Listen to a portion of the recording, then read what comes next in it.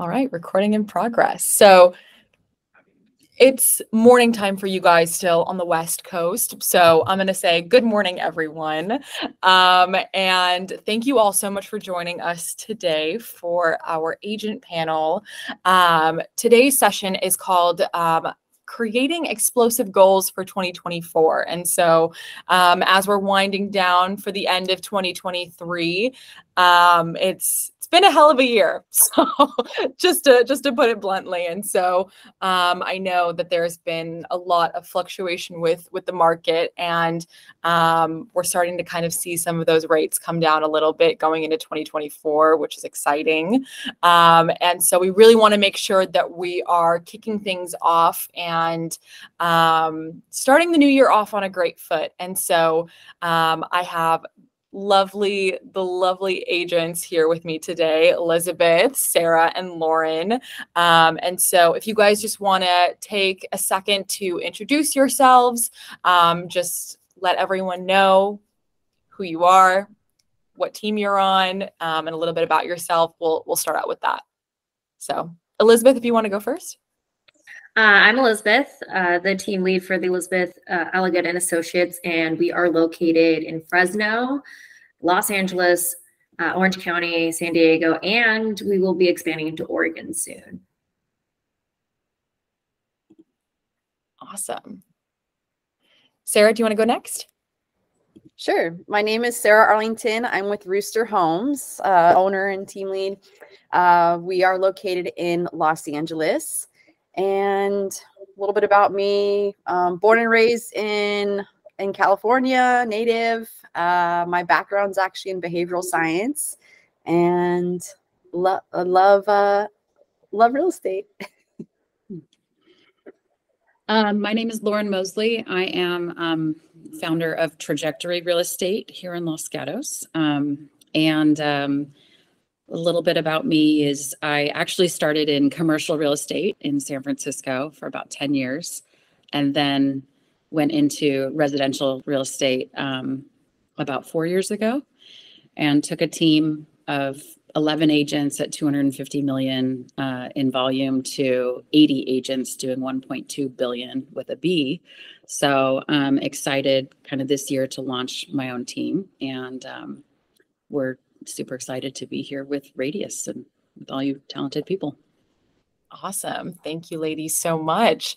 So I know that creating explosive goals for 2024, that's a little bit of a marketing-y phrase here. And so what we plan on discussing throughout today's session is kind of going through intention setting for the new year, goal setting for the new year, and business planning, and just kind of breaking down what each of those things look like in actuality. Because one of the things that I've kind of found in my conversations with a lot of you guys is that it's very easy to come up with a plan, and it's a little bit more difficult to go about executing that plan. And so to kind of start out the conversation with is how do you kind of define intention in the context of your real estate business? And what is one intention that you plan on setting for the new year?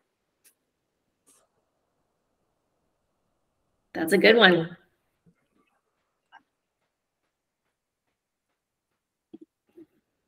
Do you want me to go first? Yeah, feel free. Any one of you. An intention. Okay. I would probably say to be more present. I feel like this past year in 2023, I had a lot of things going on. So to be more present, to put 100% focus into one thing. And I think that thing isn't necessarily to grow more of my team, but to really dedicate more time to my agents. I think hearing Elizabeth's response, it was cool to hear the process of her reflecting on what was missing in her business and that being the intention. So when you asked, how do you come up with an intention, or how do you bring about that focus for the new year? I think it's exactly that. One way is to do a gap analysis and identify what are the weaknesses in my current business, or what is something that maybe there's feedback that you've gotten from clients, or just, you know, personal goals that you weren't able to accomplish. And then from that, kind of bringing about an intention. And that's typically my process, is taking reflecting back and identifying the areas where, man, I wish I could improve here or do a little bit better in these areas. I think for our business, for Rooster Homes, it's just my husband and myself. And we've noticed an overwhelming increase in referral-based business on the listing side. And with two people, when you have an abundance of listings, there's only so many open houses you can sit. So our intention is to grow, and we're putting a lot of energy into that right now with our real estate coach. And so yeah, that was the area that we recognized we really need support, and we're putting a lot of energy and good vibes into, you know, how can we grow slowly with intention, right? With the intention on what's important for our business, and how can that, bringing that person in, help us grow in the ways that we want to. Yeah, it's interesting talking about kind of what our intentions for coming into the new year and reflecting back on previous year. The market, it's been very, I don't know, like you can blame the market for why you didn't get to where you want to go, but there's a million different course corrections that you can take to better the situation. So, and reevaluating that plan and that goal, really looking at, okay, this is what we started this company. This is what our vision was. Is that still the vision? What are the steps we need to take to get there? And are we, like, what point are we to creating that path or creating those steps? I think that's a hard part. That's a really big part of it. And for any kind of intentions, it's something specific and measurable. It can't just be, when we're goal setting with agents, it can't be like, well, I'm going to do more. I'm going to work harder next year. It's like, what does that mean? What does that mean? Does that mean you're going to host more open houses? How many more? And really kind of putting these goals or these intentions into something that is a plan, and it requires that work, or the physical part of it. I think for us, we have our lead sources where we like them. We've got our, operational or marketing kind of where we like it. So our intent for 2024 is to grow the team. We've, let go some, and we'd like to re-add, more talent. And so that's kind of what we're looking at for intentions. And then, similarly, what does that step look like? That means that we need to meet with 2 new agents a week, or whatever that might be. Yeah, I was going to add on to that. So it's interesting. I'm in a lot of different groups, and I meet a lot of wonderful agents that are looking to join in NorCal and in San Fran and surrounding areas. So I would love to be able to send them your way and then see if they might be a good fit. And Sarah, if you guys are needing agents who, I call myself like the open house Nazi, because there's certain ways that I do open house. So if you need one of my agents to do an open house for you, just let me know. Thank you. I appreciate that. Awesome. Yeah, no, that's what this is about, is being able to collaborate with one another and being able to send each other business or support one another. I think that's great. And I think in the traditional sense, everyone is always thinking about, like, oh, what is my New Year's resolution? What am I trying to do better for in the next year? And so for you guys as agents, you get to think about this in terms of, like, this is my business. This is what I do career-wise. And so there's another added layer of that, and looking at strategically, where have you been in the past few years and where are you looking to go? And so based on the intentions that you guys have talked about, what is kind of one step in terms of, like, execution that you guys are looking to make to fulfill that intention and work towards that? Well, I know for me with growth, because I have more experience recruiting than my business partner, I'm like kind of the things, anything within the office or, operating for the company, it's a little bit more my wheelhouse. And he's like in the field specialist, right? And so for intent for growth, it's like, just get the meeting with the agent, get the meeting in person, and it's going to happen. It takes almost nothing for people to be ready to make a switch. It could be something as small as like, they're so sick that the copier is always jammed. And like, that's going to be that needle that like tips them to want to actually make a move. And so getting those coffees, getting those meetings, getting those appointments, and really kind of making sure you have those relationships, and you're going to grow. And I think also being a friend in the community is great too. Anybody, even if I don't hire them or they go somewhere else, I tell them all the time, like, I'm a resource for you. This is a really small industry. We're going to cross paths again. If you are interviewing with other teams and you any kind of help or feedback I can give you or anything I know, like, please don't hesitate to reach out. And it's surprising that people will actually do that. So I think that, whether your intention is to grow your business or your intention is to grow your agent headcount, having those meetings, giving kind of like giving things away for free, give that coaching away for free. It just like that karma comes back, and people, that trust you earn basically shows when people come to you naturally and organically. You can grow that way. I think for me, when it comes to execution, I think we can all relate to the feeling of knowing what to do, knowing how to do it, but just not doing it. And I think that's where a lot of us get stuck in the execution part, because now you have to act, right? You have to actually engage in a set of behaviors that's going to accomplish what the intention sets out to do. For growth with us, we definitely had to fail forward. We tried to grow our team earlier this year and met with our lenders who had an amazing 10-step interview process, hire slow, fire fast.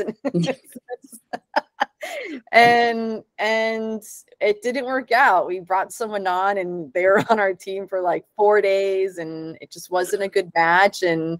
But we followed that, we literally went through this 10-step. It took a week and a half long interview process. And so I think with execution this time around, we are asking for help. And I'm the first one to admit when I don't know something or need support. So many people are willing to provide support and provide resources. And we have an amazing coach who is taking the time to really establish who do we want, what is our value proposition? What do we want in return for that value proposition? What are ways to set up pre-interview tasks to test this person's ability to respond on time and do certain things where we can articulate whether or not they're a good fit for us. So I think with the execution piece, we've recognized our weaknesses, we're asking for help and doing it different, right? Because the last thing you want to do with an execution is the same thing and expect a different result. So that's where we're at with our execution. Yeah. Any ADD people out there? I was going to say, suffering from executive dysfunction, where the task, you can do the task, but for some reason you're just not doing the task, like right here. Yeah. Yeah. Hey, I'm right there with you guys. I may not be an agent necessarily, but I am right there with you. And so, I definitely think all of us are a little bit guilty of also that sense of just analysis paralysis, where you've got so many options in front of you and you're just not really sure which one is the best one to start out with. Because, for me personally, just feeling afraid of making the wrong decision to begin with is the first part of that. That's actually a really interesting point you bring up, is, being afraid to make a decision or hiding from a decision. that's another thing too that can be crippling for a team, crippling for culture. And when I talked a little bit about those course corrections, you know, it's like just continue to do them, continue to reassess, reevaluate, and really like lean in to when something's not going right, or you have a gut feeling, or Sarah, for you, you're interviewing, you're like, well, they passed the 10 steps, but if that's like gut feeling where you're just like, I don't think they're gonna be a right fit, to act on it, because like the worst thing to do is to make no decision. You can make a wrong decision and then you'll make a series of decisions after that to correct it. But to do nothing or ignore it is going to be detrimental to your business, your team, your life. You sit there and wake up in the morning like, do I still like what I'm building? Is this still a company I want to be a part of? Or do we need to burn it down and start over, you know?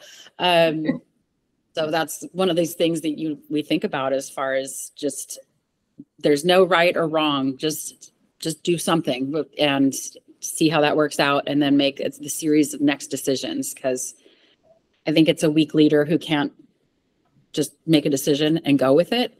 And so that's a little bit like my philosophy and things that I've learned looking back on. And with our intent moving forward, it's going to be, you know, a little bit of a reassessing of roles and just more action. Just like, we need to move quickly. We do this. The minute that we've got, you know, an agent on the team that's not contributing, collaborating, whatever, like we have to cut them loose, because it doesn't help anybody to have that, right? Yeah, I actually went through that same situation this year. You know, I hired an agent and she was really nice and everything. And she said, no, I'm willing to door knock, I'm willing to cold call, I'm willing to do events. But then when she actually got on, she didn't do any of those things. And then she actually we had a situation where, you know, there was a seller that she was having to go to a retirement home. She had Alzheimer's. And so the daughter flew in to help her pack. And I said, are you okay with talking to them? And she said, yeah, I absolutely got it. She kept hounding the daughter every single day to get them to sign a listing. And so I got an email. I said, I'm so sorry. I cut her really quick, because to me, it's like, that's something that you should never do. But I invested so much time and energy into this one agent because I'll admit it. I'm the person that's like, I'm kind of like a mom. I have no kids, but I'm like a mom. I see the potential and I know it's there. But this one, I was like, I have to fire quick. Mm-hmm. So I think we've all been there. 100%. And that is shocking. I think one of the things too is that making sure that you just have tact as an agent and you can approach certain conversations with, you know, sensitivity and understanding is super important. But I also think there was some, like, I wouldn't say red flags, but yellow flags throughout the process. And, you know, my gut told me one thing, but I kept thinking, well, maybe there's potential. And for me, I keep going back on the fact that every agent that I bring on has to get along with all the other agents, because it's not just me hiring, it's my team. And we're a very close-knit family. So if you have one bad apple, it kind of seeps into everything that you do. 100%. I know Curlin, actually, she's been super engaged in rooms as of late. And so just in getting to speak with her a little bit, this is one of her first years as a real estate agent. And so one of the things that I wanted to kind of talk through with you guys as some more seasoned agents is, you know, life happens. A lot of the goals, expectations, and intentions that we set throughout the year may not happen or come into fruition the way that we may have intended. But how do each of you approach goal adjustments or pivots if unforeseen circumstances impact the real estate market or your own business environment? And if you have a specific example or story of a time where you had to do that, an anecdote would also be great too. I think with goal setting, like that's a loaded question, I know. No.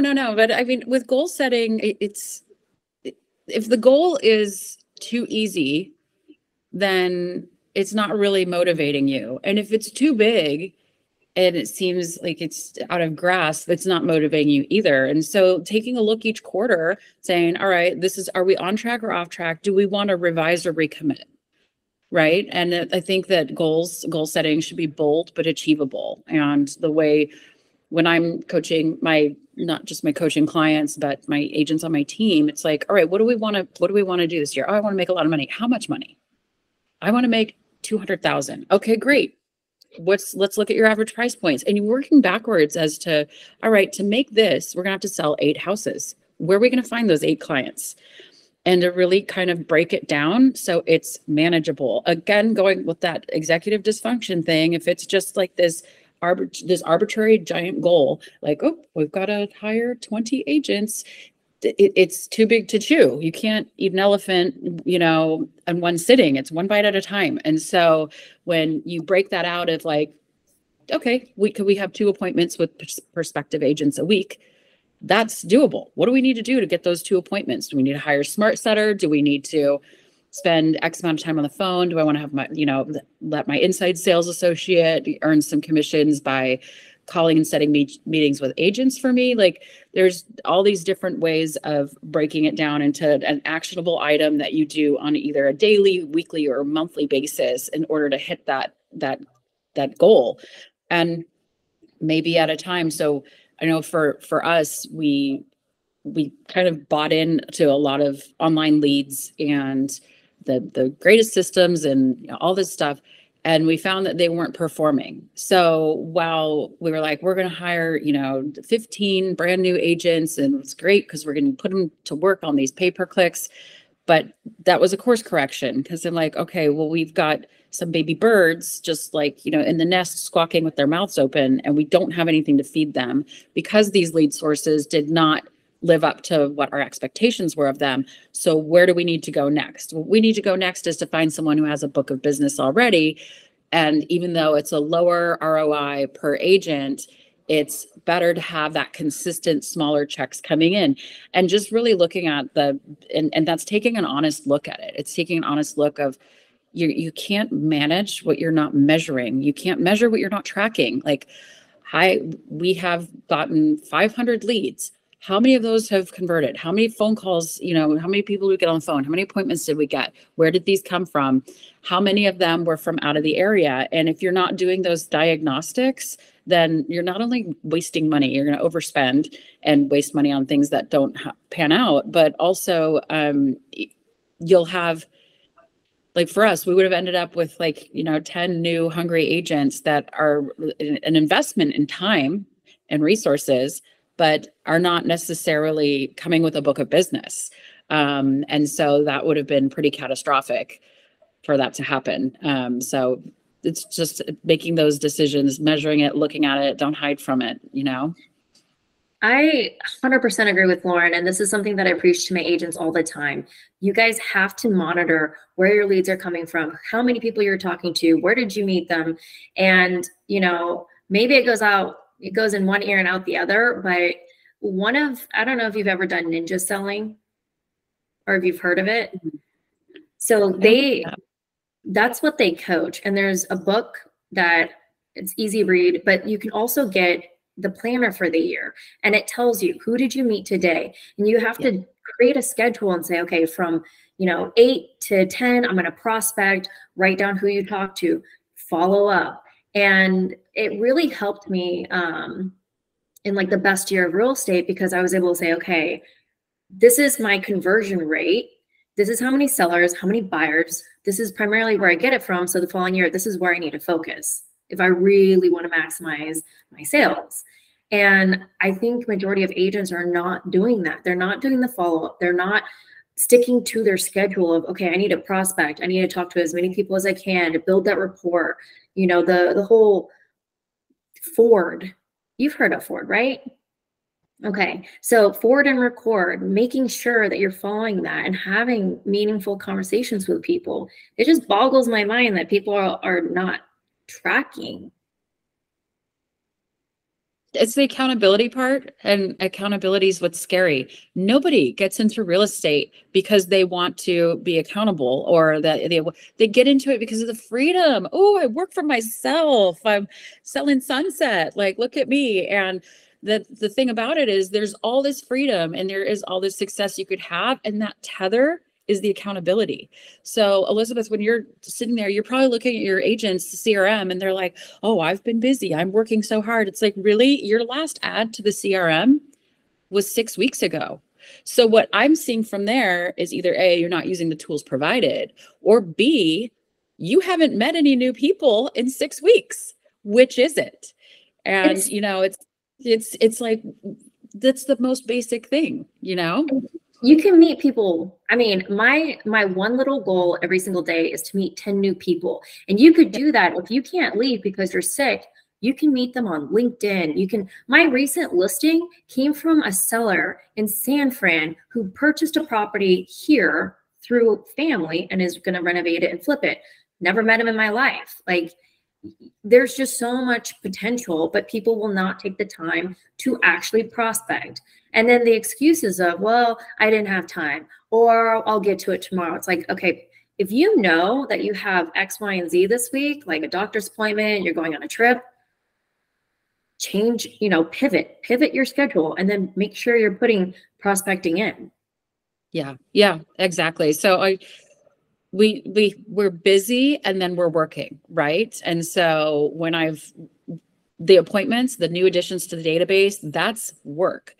Farting around on the internet is not working. That's being busy. And so a true measure of whether or not you're actually doing anything, did you have appointments? Did you have an appointment with somebody that you didn't already know to talk about real estate? If you didn't do that, you're busy. You're not working. You're, like I said, you're just like, you're doing emails. It's like, that's not meeting new people. And people are not going to buy or sell real estate simply off of TikTok. Like, at some point, there's got to be a conversation. At some point, it's either, over the phone or belly to belly. Like, I had an agent on my team who had a goal of, I'm going to do 100 TikToks in 100 days. And I'm like, let's see how that turns out for you. And did she get one piece of business for that? No. It's very rare that you're going to get business from doing a TikTok. I mean, I know one agent and she does get business from here or there, but it took her years to build that following and to be consistent about it. It doesn't happen overnight. But, for me, social media, my bread and butter for social media is LinkedIn, because I started years ago and I've got about, I think, close to 20,000 connections, but I'm actively reaching out to people, following up, and then asking them like, hey, it's been a while since we talked. Are you still in lending? Starting that conversation. But most of the time it's going out there. Like, I'm part of so many different groups and associations, and I'm asking for the business. I'm not just sitting there and being quiet, but it's that consistency. Yeah. And, another thing for that is your goal of meeting 10 people a day. Love that. And you can do it on a multitude of different ways. The other thing too is hosting open houses. For my agents, I like an open house is where you actually have feet on the street people coming to you. This is one of the most powerful things you can do in your business. You could be a blind monkey. And if you host enough open houses, you're going to sell some houses. So that was another thing too, is like, get out there and host open houses. I'm super proud of one of my agents. She has been hosting open houses, and she's like, yeah, I've got, 3 people who want to write an offer on this house. And it's like, that's great. And what did that, like, do you calculate out the money that you're going to make off of one of those deals landing? Plus you're going to take those two deals that didn't land, and you're going to take them, show them more houses. And then you think of those 4 hours you sat there, and it's like, you just made it, whatever it is, like $12,000 an hour, or you calculate that out.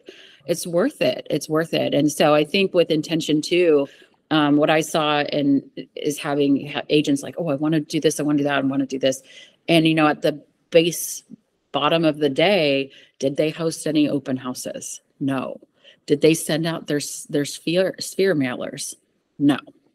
Did they, it's like, you're not taking the activity. You're just expecting something to just manifest out of nothing. And, you know, that's great. You could be that agent that sells 1 or 2 houses a year. If you want this to be a full-time gig, you have to treat it like a full-time job. And that means having that discipline. Yeah. Even if you don't have an open house, or somebody else has an open house, go door knock the area and be like, hey, by the way, just want to let you guys know that there's an open house down the street from 1 to 4. By the way, what's your name? Like, just having that there's being busy and then being mindful about what you're doing.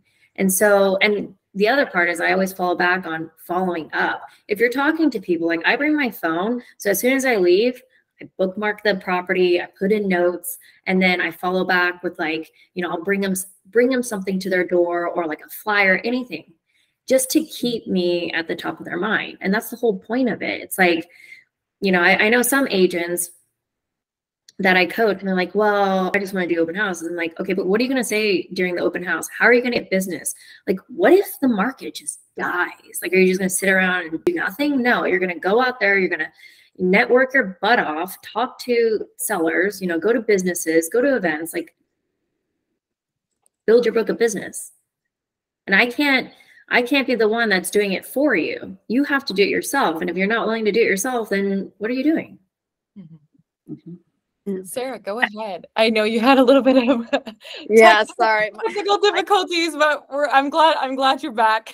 My cat like hit something on my touch screen and everything went, like, I couldn't hear anybody. So I'm on my phone now, but I had to restart my computer. But I wasn't sure if we were still on the last question about a new agent at Radius who's about a year in the business, and what happens when the market changes or things come up, and if we had a personal anecdote or story to share. Flexibility, adaptability. Yes.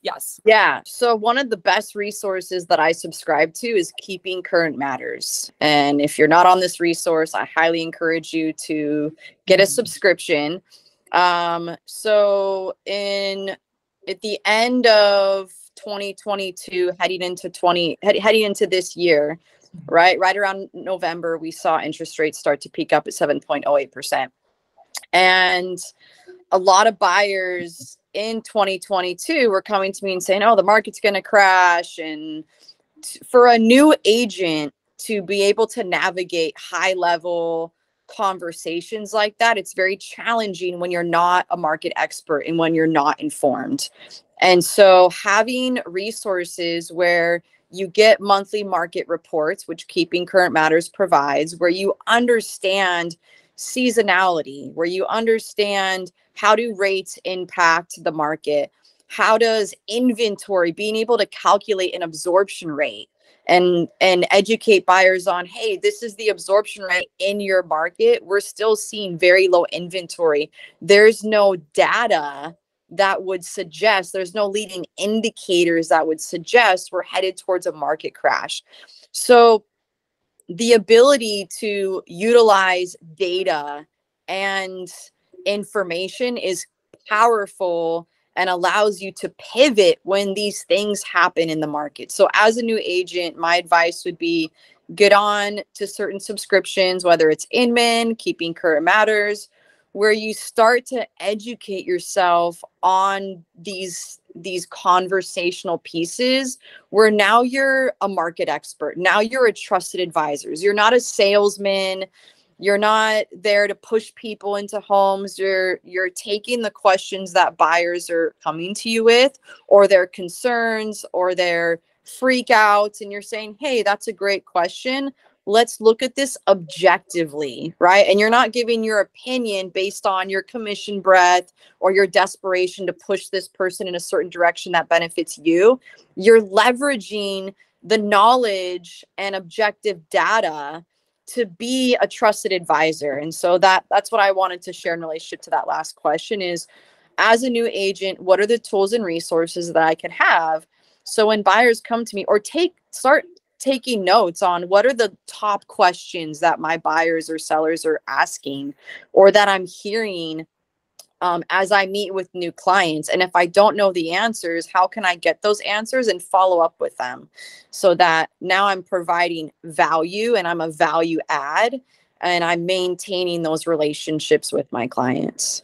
I feel like you ladies are just speaking my mind. I always tell my agents, I'm like, stop complaining that the market is slow. You know, you got to be constantly learning, and people are not going to listen to you if you're like, no, you're wrong. You need to provide value. You need to provide data, because the numbers don't lie. What are they going to say? No, you're wrong. It's like, this is coming from the actual real estate market.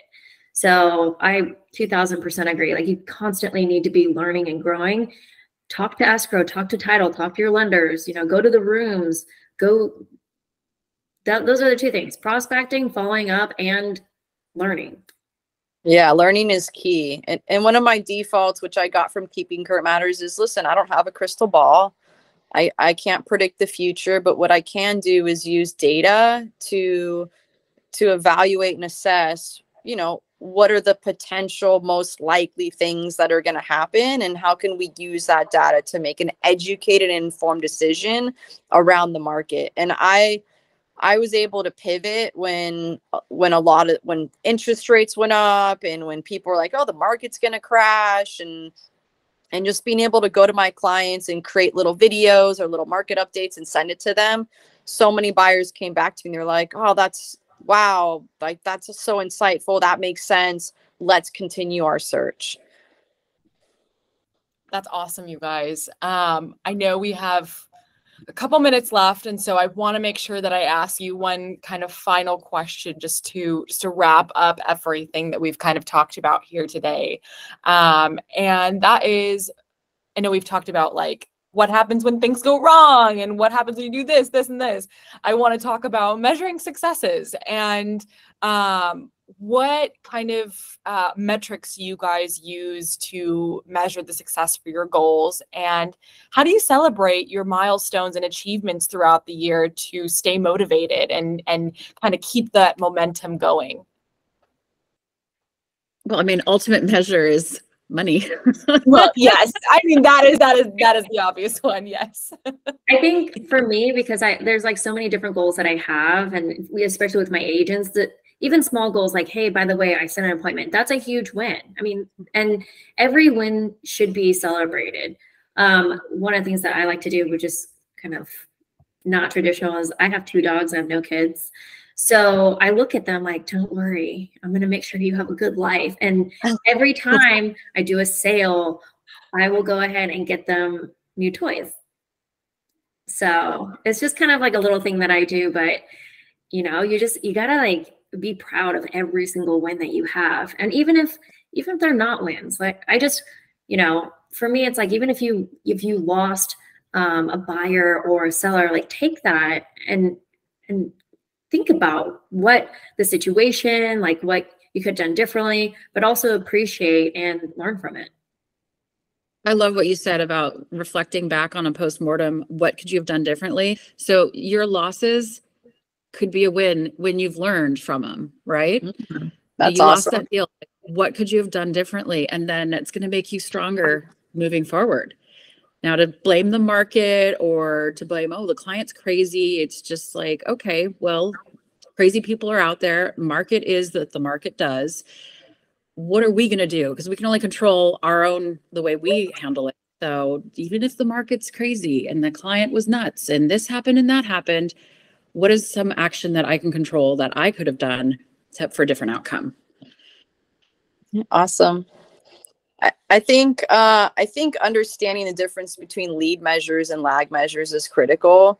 There's an abundance of lead measures that go into success in real estate. The lag measure is the output, right? The sale, which is at the very end of a slew of behaviors that have to take place. And so I agree with Lauren, Elizabeth, like celebrating those small wins is so critical, because there's so much that goes in on the front end until that transaction actually happens, which is the ultimate big win. And so I love setting goals around appointments set, appointments met, you know, circle dialing if you're making a certain number of calls, because those are all the inputs that are going to lead to that ultimate output, which is a sale.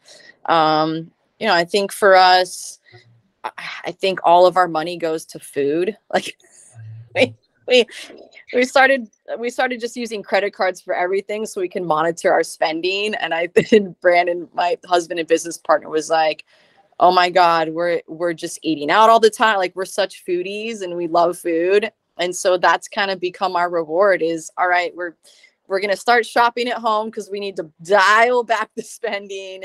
But when we feel like we've had a successful week or we had an awesome appointment that led to, you know, we were able to set another appointment, and those little conversions that matter, that make a difference. We're like, hey, let's go to like Toca Madera or, you know, let's go to Desano's and get a pizza, and because food is so rewarding and we can enjoy and talk about our celebrations together. But yeah, that would be my feedback. I was going to ask you, ladies, since you're also team leads, do you guys ever do competitions? Oh, agents.